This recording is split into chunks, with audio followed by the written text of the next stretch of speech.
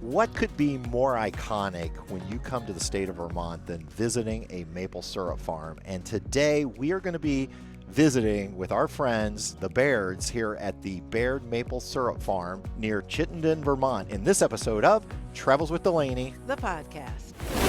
Hey everybody, welcome back. We are so excited today. My name's Patrick. I'm Patty. And today we have with us, I'm going to let you guys introduce yourselves. Sure. My name is Jenna Baird, and I run a maple syrup business with my family. Yeah, and you go ahead and introduce your dad.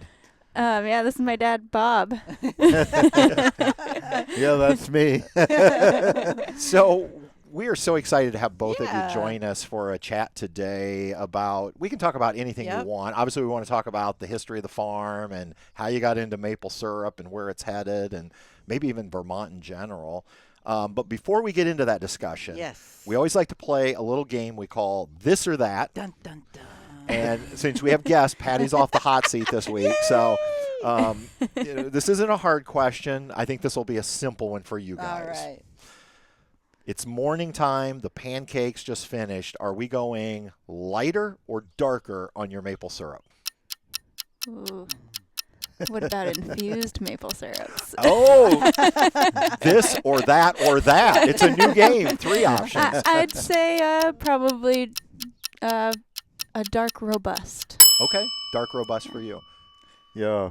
I'm not big on infused maple syrups, even though we sell them. And we sell a lot of them because a lot of people like them. Sure. But I like my maple syrup pure and without, infusions. Okay. So I like the dark robust, too. All so right. Jen and I are in agreement on that. Dark robust. There we go. There you go. I think Patty tends to like the amber. Amber's what I like. It's a little bit lighter. Mm-hmm. Sure. But I'm kind of like you. I like that darker. I think there's a little bit more richness and flavor in it. Yep. So. But I usually don't turn away maple syrup. So Yeah. It's all good. Patty calls it liquid gold. That's right. So. Are they liquid gold worthy when That's they come right. to our house? Do they get the Aunt Jemima or do they get the Baird Farm? That's right. Are they worthy? That's right. Although I'm sure Jenna will sell you plenty that everybody gets some, Yeah. right? Yeah, sure. Exactly. So we found you guys, I think it was in 2017. We were just out driving around, saw your sign, and found you and have absolutely loved your maple syrup and your so farm good. ever since. So can you give us a little history of maybe where did all of this start, the farm and mapling? And Well, Jenna turned and looked at me, so I guess it's my turn to talk. Sure. Because I've been around here a lot longer than she has. Okay. It depends how far back you want to go. Native Americans made maple syrup, Sure. and everybody claims that they made it here in Vermont. But when this valley was settled by people from Massachusetts, most of the people that moved in here farmed, and they didn't want to buy cane sugar, and it was hard to find. And so there were I know of probably a dozen sugar houses that are in this valley that are gone now, but the equipment is still there. Mm-hmm. And so every farm had a sugar house to make syrup. It was kind of a staple on the farm, and they didn't sell it off the farm. To give my family history, when my grandmother and my grandfather were both born up the road, and they made maple syrup on those farms. When they bought this place in 1918, they started making maple syrup here. wow. And the maple trees, of course, last a long time. We tapped some of the same trees that my grandmother tapped in 1918 when they moved here. Not a lot of them, but some of them are still alive. Sure. Yep. Yeah. And so that makes Jenna 4th generation? Yep. Yeah. Yep. Wow. That's cool. Yeah. Yeah, but I mean, most of the time my family's been here. Our primary income was from dairy cows. Okay. Yeah. Grandmother milked cows, and my grandfather too, but he was in the military, so he was gone a lot. But they took the milk from the cows in the back room of the house here. They made it into butter, and once or twice a week they'd go to the city, to Rutland, and sell it door to door. Oh, wow. And then eventually the milk went on a train to Boston. And then when I was milking here, we milked cows here till 1996. After I got out of college, I came back to the farm, and our milk, originally went to Boston, but then we joined the Cabot Co-op, the Cabot cheese, which Right. most Yep. people, it's a nationwide Sure. Right. company now. So we sold to them, and we milked here till '96. Okay. Yeah, And was part of Cabot during those later years. near the end. Yeah, Yeah. yeah. And it's interesting the vacuum system that they used for the milking the cows was then used for the vacuum that we use on the trees, if that makes sense. Yeah. Probably people listening, I'm not sure if are familiar that we use a vacuum system on the tubing in our woods, but Right. Because not everybody, well, I guess I've been here so many times. I Yeah. know your system so well.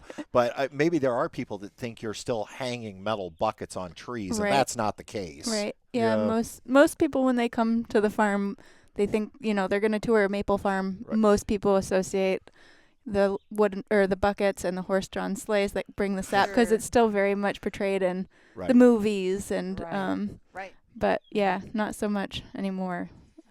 Yeah, to give an idea about how maple sugaring is modernized, I give this example. My grandmother was kind of in charge of making the syrup here, in the 1920s and 30s, and she had at least one hired man or maybe two that were helping her. They hung like 500 buckets. They gathered with a team of horses. If they had a good year, they would make 100 gallons of syrup. Wow. Today, one person running this operation can make 100 gallons of syrup in 2 hours. Oh, wow. And while they spend a whole season, Sure. usually about 6-week season to make 100 gallons. Of course, we make a lot more syrup and we tap a lot more trees today. Right. So Yeah. about how many gallons then did you do this year? I remember Jacob telling us when we were here a couple weeks ago, and he didn't state it in gallons, I don't think. I think he stated it in 55-gallon barrels.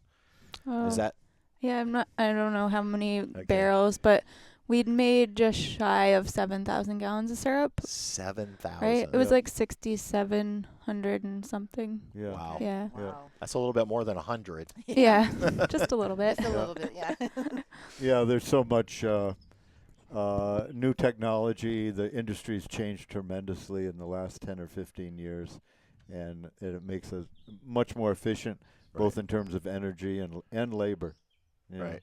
So when did you get rid of the metal bucket Yeah. system? I know you had that at one time because you're still selling the metal buckets, but Yeah. do you remember roughly? I guess that one year when our hired help wanted to tap with buckets, I helped a little bit, but that was just kind of a fun Yeah. thing. When when I got out of college and came back and built a sugar house, and I was I got a deal on buckets, so I bought 3,000 of them for 25 cents a piece. Wow. And that year, of course, he had that many buckets. He wanted to try to hang them all, and we hung almost all of them. And what year was that, roughly? Around 1973. Okay. Yeah, and so we had 3,000 buckets. I had a lot of college friends that would come down and help gather them, but then near the end of the season, when we had the big run, nobody showed up, and of course we were milking cows, and I think I gathered most of them by myself, and then we had to boil the sap in between milking, and so after that first season, I realized that we needed something a little better. So plastic tubing had been around for about 10 years then. Okay. And so we started string and tubing just to save on the labor from gathering. Okay. Yeah. I didn't know how far back that plastic tubing actually went, so Yeah, I didn't realize that went back that It far. probably goes back to the 1960s. Okay. Okay. Yeah. And so, do you remember roughly how many trees you said back then? Well, my first year, I think I hung close to 3,000 buckets. Okay. Yeah, but we hung them not over in the woods and on the neighbor's place and over the mountain and all along the roadside, and they were scattered all over town. So it was quite a job Oh, I bet. to gather them all. They said by the time they collected all of them, the one they started with was full again. Yeah. It's kind of a Wow. never-ending job. Yeah. But And then, just for comparison, roughly how many trees did you tap this This year? year. right around 14,000 trees. Okay. Yeah. Wow. But we use a vacuum system At the university, they've been using vacuum on trees since the 1960s. Okay. And they actually cut the trees down, examine the cells. They haven't been able to document any damage, but what the vacuum does, it gives us more consistent production and higher production, so we can get enough production so we can get a reliable income. Right. Because back before we used vacuum, we had some years where we made very little syrup. It was like a disaster. Oh, no. So we have a lot of customers now that rely on buying the syrup, and with the vacuum system, even a bad year is a lot more than we used to make. Okay. Yeah. Well, before we get all into the modern day, one question I wanted to ask, and I may be totally off base, but Jenna, I thought the first time we were here, you mentioned that the house that we're sitting on right now on the porch, that years ago, was this like a bed and breakfast or an inn? Yeah, so my dad probably has more information on it than I do because I wasn't around then. But yeah, it was a bed and breakfast that my great grandmother ran, and my mom actually worked here as well. But it was my dad's family. Okay. And so folks from like New York City, Boston, they'd come up and they would spend the whole summers here. Yeah, we called it a guest house. Yeah. Yeah, and they served 3 meals a day. And actually, my wife Bonnie got a job here when she was probably 13 years old. And she came back year after year. I always complained because she didn't make any. Did you make $15 a week? Oh, Got paid $15 a week, Wow. plus tips, which was often $1 a week for serving 21 meals. Oh, wow. But I said, don't complain. You own the place now. So, I was gonna say, wait a minute, that was before you were married? But yeah, if you were that young, so maybe Bob, that's why she kept coming back, even though the pay wasn't good. Maybe there was a young, handsome man here. Yeah, that was a few years ago. Yeah. And how long did that go on? Because that just sounds amazing. Like, I can imagine people coming from the big city, getting away. And you said it wasn't like they were coming for a week. They would literally come up here for the summer. Right, much, they or? would. Yeah, I mean, there were some that came for the summer. There was one elderly person from New York City called Mr. Reed, and we always called it was Mr. Reed's room because Oh, wow. because he It was his always room. there. Yeah. But we slept at maybe a dozen people typically, and when this house filled up, my grandmother would some of the neighbors would agree to rent out rooms, Oh, wow. and they would come up here for the 3 meals. But she did it from the early Depression years until the early 70s. Okay. Yeah. I don't know why that story has always stuck with me when you mentioned that the first time. And I just thought, I think it's an interesting piece of history in how many of those places still exist. I mean, there's some, obviously. In fact, one of your neighbors, I say neighbors over the mountain range here, Liberty Hill Farms, Yes. Oh, sure. they still host guests, and they're part of the Cabot Creamery Co-op, which I thought was interesting. Yeah, very similar to Liberty Hill. Yeah. It actually was. Yeah. And then at some point, though, the, what'd you call it, guest house shut down, and now it's your home. That's right. Yeah. Yeah. And it's a big house for 2 people now that our kids are gone. Right. But we'll see what the future brings. Yeah, and we might bring it back. Who knows? Wow. That would be awesome. Yeah, Yeah. that'd be cool. I mean, they do YouTube videos every month. And, Right. And their April Fool's video was Yes. the return of the Airbnb here at the Baird Farm. A lot of people believe that one. I think it was too real of a idea. Well, I'll be honest. When we saw it, I was like, "Oh my gosh, this is awesome!" Yeah. And then I was like, "Oh, okay, wait." Oh, no. They preferred. I did have somebody calling me, and they were on Airbnb looking for our So, the farm, and they listing. were like, I can't find it. We're coming in July, and I was like, oh no, I'm so sorry, but It was a joke. yeah. I was like, did you watch till the end of the video? Because the video that we put out kept getting goofier and goofier. Right. All right. Well, maybe someday. Yeah, Yeah. we'll see. So, okay. So now we'll bring it up to more modern. So you were working the farm. You had the dairy cattle, doing the maple syrup as well, and then at some point you decided what, or how did Jenna get involved? We'll get Bob's point on this one. Well, we milked cows till 1996. Okay. We had a small farm. Most we milked was 59 cows. Bonnie and I went, I think it was 7 years without going away overnight. So we were pretty tied to the business. Right. But we loved what we were doing, and we did well at it. By the time we got in our 40s, when Jenna was very young, she remembers the cows in the barn, but just barely probably. She was probably 5 or 6 when they left. Yeah, I think so. And then when we sold the cows, I had a part-time job off the farm doing something completely different, land conservation. And then we expanded the maple then into, we started doing more marketing and bringing people came to the farm to buy syrup on a much bigger scale. And then, we raised dairy heifers for about 15 years after that to keep the land open, and made a little money with that. But then we got out of that, and Jenna came back, and she can explain why she's here today. I mean, we never pushed our kids to farm, Right. And they really didn't do a lot of work here when they were kids.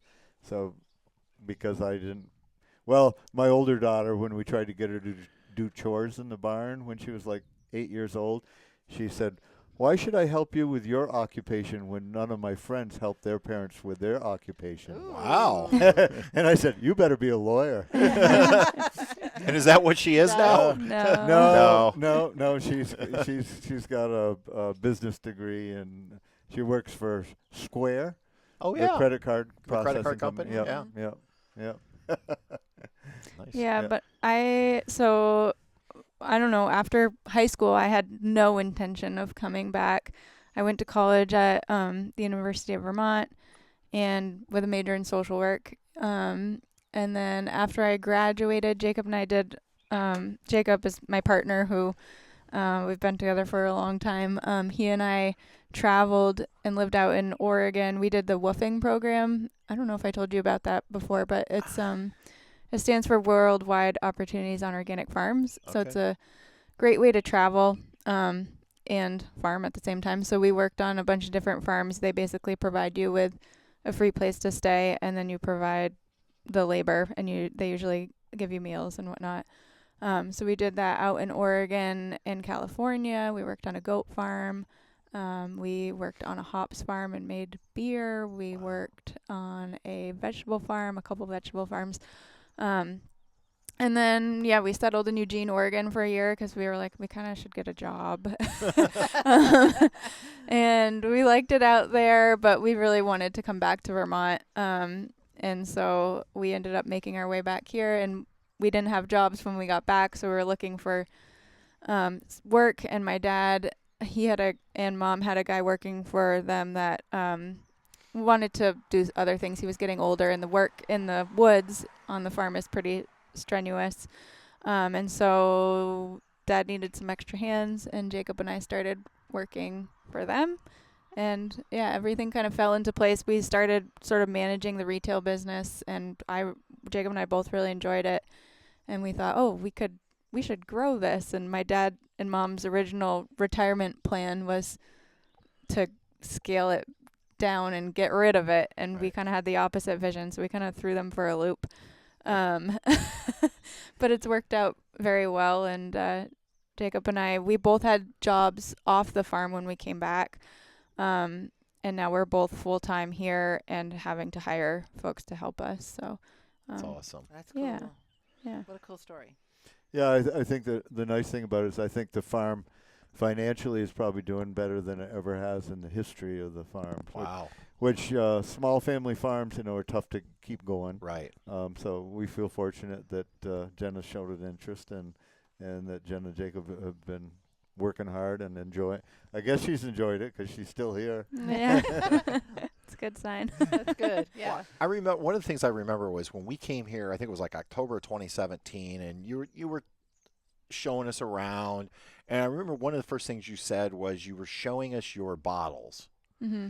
And you said, well, we have designed, I think you had just recently done that. At least that's the way it came across. That we come up with this logo, and you said, we're trying to modernize maple syrup. And that was And we hadn't really thought about it till you said it, but we got thinking about all the other places we'd been in Vermont that sold maple syrup, and they were using like a standard maple syrup container, bottle, whatever, and then it just says Vermont maple syrup, and then they put like a little, almost like a return label at the bottom. And you said we need to modernize this industry. You said something along that lines. And as somebody who teaches marketing, I was like, oh my gosh, this is brilliant. And I don't remember if it was that trip or a future trip when you came out with the glass bottles with the wax that was kind of indicative of bourbon. Mm-hmm. And I was like, oh my gosh, this is brilliant because bourbon is trending right now. And you're taking a product that probably younger people, again, they think of syrup as something you buy in the grocery store that's just, I don't know what it's got a lot of artificial stuff in it. And you're turning it into something very trendy. Yeah. And that's when I think that was one of the reasons why. I think if we go back and watch that early video, I make some comment. I'm like, this is pretty impressive. And and then we've watched you just kind of continue to grow the business, all of you as a family, and what it's becoming. And I mean, it's absolutely amazing, I think. I mean, to me, you're kind of like trendsetters right now with maple syrup. I mean, as we've traveled around the state, we're still seeing a lot of those old generic bottles. Yeah. And it's like, but we're slowly starting to see a few unique bottles to where like somebody else is probably looking at you guys going, wait a minute, what are they doing? Maybe we need to catch up.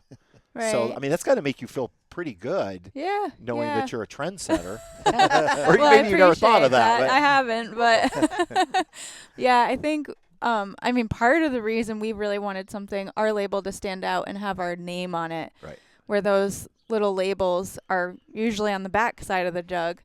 And so we wanted to design a new logo. And so we worked with a company in Burlington and Mom helped me too, like came up with some ideas, and pitched it at them. I really wanted to have, like we were talking about earlier, the old school, like the buckets and the horse-drawn sleighs, like that's still on a lot of jugs. Right. And that's not really how most people are making syrup. So I really wanted to show like the modern aspect of it. So we have, if you look close on our jugs, there's blue tubing lines that run through. It's an aerial view of the trees, and then you can see the blue tubing lines running through the woods. Sometimes people are like, are those laser beams? But it also acts as like a really great educational piece where you can be like, tell them how modernized it is now. Right. Sure. Yeah. But you've also done some other things besides just like the marketing. Mm-hmm. Earlier you mentioned infused maple syrup. Do you want to explain to everybody what you mean by that? Sure, yeah. So we make 3 different infused maple syrups. We make a wild mint infused, a wild birch bark infused, and a wild spruce tip infused syrup. So I'm not going to take credit for infused syrups. It's been, a lot of people are doing it. I would say that our kind of twist on it is that we're using things that we can wild harvest from the farm here. A lot of infused syrups, there's a lot of like cinnamon infused, bourbon barrel aged, hibiscus infused, ginger infused, but we're kind of doing our own spin on it and using things that are coming directly from the farm, and it kind of gives you a sense of place. Right. Yeah. Yeah, and our tagline we came up with is "Eat pure, stay wild." Yeah. Yeah, because they're all wild maple trees too, right. So we're not planting any of them, and that's something a lot of people don't know. A lot of folks that come here ask us where our trees are because they kind of envision like a row crop of maple trees. Right. But it's literally just the forest out there. Yeah. Yeah. So I actually bought the spruce tip. Yes. And followed your recipe card for the old-fashioned. Yep. And it was outstanding. Good.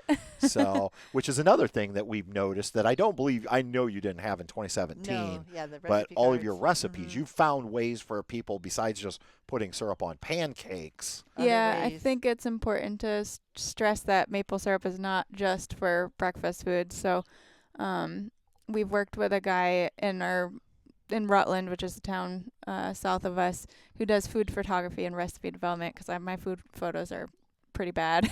But I was like, can you help us with this? So he's done the development of all the recipes, and it's a great way to kind of get people, when they come into the store, when we talk about especially the infused syrups, people are like, what would I use this for? Right. And then you can be like, well, here's the recipe for you. And if they're gifting it, it makes a nice gift to put the recipes in with it. Right. Yeah. Yeah.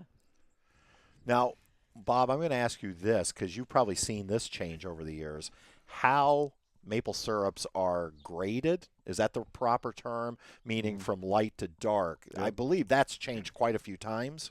Well, I mean, the grades themselves, the different grades have new names. Okay. But they're still the grades, Right. the basic grades are the same. But yeah, the reason the grades have been standardized now. Okay. So, like dark robust in Vermont is the same as dark robust in New York, is the same Gotcha. as dark robust. Okay. Same as dark robust in Quebec. Okay. Okay. Prior to that, until that change was made, in the same grade was called grade B in Vermont. It was called extra dark in Canada. They all had different names. Sure. So if you're trying to sell maple syrup to somebody in France and trying to explain the different grades, and depending on what state you were from and what province, now it's all been standardized. So that was a big change. And in the old days, the lightest syrup was called, in Vermont, it was called fancy. And a lot of the old timers didn't want to give up the word fancy. But, some of them were even, they said, even if I go to jail, I'm still going to call my syrup fancy. Right. But fancy makes it sound like it's the best. Right. Right. And grade B, which is the dark robust, sounded like you Not would so great. Like it was, yeah. you wouldn't buy grade B meat. Right. But so Jacob always says it's like what I got in math class. So standardizing the grades and making and the descriptions now, dark kind of tells the color, robust kind of gives an indication of the flavor. Well, grade B or fancy really doesn't tell what you're getting. Sure. And I remember one of the first trips we ever came to Vermont, and that was before we came here. So this might have been in 2014 or something. Something like that. The first time we went to a syruping place, we were standing there going like, is this seconds? Because it said like grade B. Yeah. And then luckily somebody came up and said, no, it has nothing to do with the quality. It has to do, but as somebody who knew nothing about maple syrup, it was very confusing. Oh, it was. Yeah, it was grade A, grade B, grade C even. Right. Yeah, I remember that because we were totally I remember perplexed. fancy. It had the fancy. Yeah, because we're like fancy. What So okay. Well, Yeah. I knew you probably had lived through some changes on that. And, and a lot of syrup is sold as gifts. So if you bought fancy, it sounded like you're giving them the best. If you bought grade B, it sounded like you're giving them something cheap. Yeah. Well, but not anymore. Nope. You bottle right here, and I did ask Jacob a couple weeks ago when we were here. I'm like, how you bottle? And he's like, the same machine, which cracks me up because you're bottling a lot of maple syrup. Yes. But you still use that old two. Yep. Had 4 bottles at one time is your max? Two bottles Two at bottles. one time. Or 2 yeah. bottles We're at one thinking time. about upgrading to 4. Yeah, I just shook my head when he said that. He's like, I know. Yeah, it's a pretty tedious job. Yeah. It's hot in there in the summer when we do it because we try to keep the door closed and we have to reheat the syrup. But yeah, But not all of your syrup is bottled here, correct? So all of the syrup that we retail is bottled right. here. We retail probably 70%-ish of our crop, and then bulk sell in drums the other 30%. Yeah. And then some of that actually comes back as other products, like your ketchup. No, the ketchup is with our definitely with our syrup. So yeah, that is the. You make the ketchup. Yeah, we make the ketchup. Oh, you do the ketchup. Yep. I didn't know that. Okay. There's other products though, like the maple butter and the maple candies we buy from the people we sell in bulk to. Okay. That said, the chances that our syrup is in there is probably pretty slim. They go through a lot of a lot of maple syrup yeah. to make it. So your syrup somewhere in the world in candy or maple butter, but not necessarily the stuff in the store. Right. But Yeah. you make the ketchup. I never knew that. We do make the Okay. ketchup. Oh, Yep. it's very good. As I say, Yeah. Patty. I love the ketchup. It's great. Yeah, we came up with that because we were looking at condiments. There's a lot of maple mustards, maple barbecue sauces, maple hot sauces, but we'd never seen a maple ketchup, and it was kind of like a no-brainer because there's a lot of sugar in ketchup. So we make it from scratch, but we use maple syrup instead of high fructose corn syrup. So it's a little bit of a healthier Okay. option. Very good. Yeah. It is Lots of things in your retail shop. But if people can't come to Vermont, you ship. We do ship. We ship all over the U.S. Yep. And it makes a great gift. Yep. Yeah, we send a lot of maple around the holidays. So really November, December is a very busy time for us with the retail business. And Yep. and so if they want to find it online, you want to tell Where us do the they go? website? Sure. It's just www.bairdfarm.com. BAIRD. BAIRD. That's Yeah. it. And we're on Facebook and Instagram. Facebook and Instagram too. Lots of fun videos. Oh, Yes, yeah. and one of our favorites every year is the giant pumpkin. Yep. How did that all start? Oh, I went to a fair in Rutland and met a guy that grew a very large pumpkin, and I was just kind of curious to maybe try it myself, and he gave me a seed. Okay. And I grew a 130-pound pumpkin for my first one. Yeah. Dad grew a giant pumpkin when he was in college, which was right around the same weight. And there was a photo of him kind of hugging the giant pumpkin, and that's always kind of been, I don't know, an inspiration to me. And now I grow one every year, and my largest was 992 pounds. Oh my Wow. gosh. I've got a plant in the garden now with a mini pumpkin. The flower on it hasn't even opened, but my goal is 1,000 pounds, so we'll Wow. see where it Wow. brings me. And do you use the same seeds over every year, like it comes off of? I Or- don't. So okay. there's association in Vermont called the Vermont Giant Pumpkin Growers Association that I'm a member Oh, of. wow, Yeah. there's something I didn't know. Yeah. If you're not from Vermont, you can still be a member. Wow. And it's a great way to get good seeds. So people that are members, they do like a seed swap every year. Okay. And so you get a pack. If you're a member, you get a packet of all these seeds. And there's growers. The state record is over 2,000 pounds. Oh my gosh. So you can get better seeds than the one that I'm growing. So Okay. I don't usually use my seeds, but Okay. yeah. Wow. Didn't know that. And if I remember right, there was one year where your pumpkin Got smushed. didn't really grow, right? Yeah. Yeah. What happened, Dad? Well, it wasn't a very big pumpkin, right? What do No. you think it weighed, Jenna? Not much. Be honest. I kind of had given up growing it. It was Okay. it was a tough season, and it wasn't going to amount to much. So I just kind of let it go. But it was maybe 100? no, I don't even 50? that. Maybe 40, maybe. I don't Okay. know. Okay. So I was out in the field doing something, I think, for you, trying to help you. Throw it back at me. And when I drove back to the barn, I had the bucket on the tractor. The pumpkin was smaller than the bucket, so I just didn't see the pumpkin, and Squish. drove over it, but didn't even know I drove over it till I got a text from Jenna, like 10 minutes later. Well, we do. I didn't really care that much. I just gave him a hard time. But we do Right. a guess the weight of the giant pumpkin contest every year, Yeah. and Right. people can enter and they'll win free maple prizes and Mhm. goodies.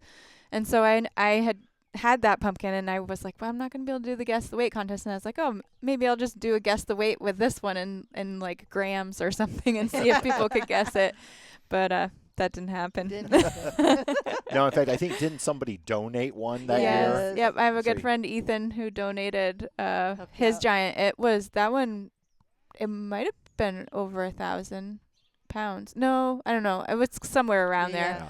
But yeah, it's a big gift in terms of the size, but also Right. just like the generosity, because you put so much love and energy into it. So I was very grateful to Ethan. Aw. That's awesome.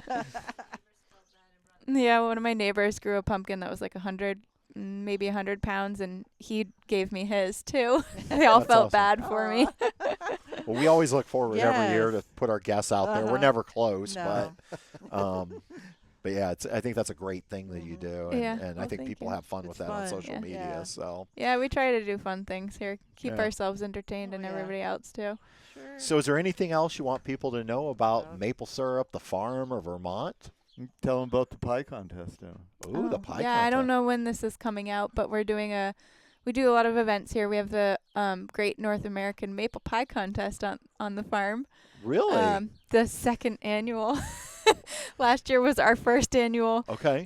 It's part of Vermont Open Farm Week, and it's on August 6th, and people can submit pies to be judged, but we'll also have pies for sale and ice cream and pie throwing. Oh, wow. And it's a good time, and it's a fundraiser for the Vermont Farmer Food Center in Rutland. Oh, nice. Yeah. And you had a couple hundred people here last year, right?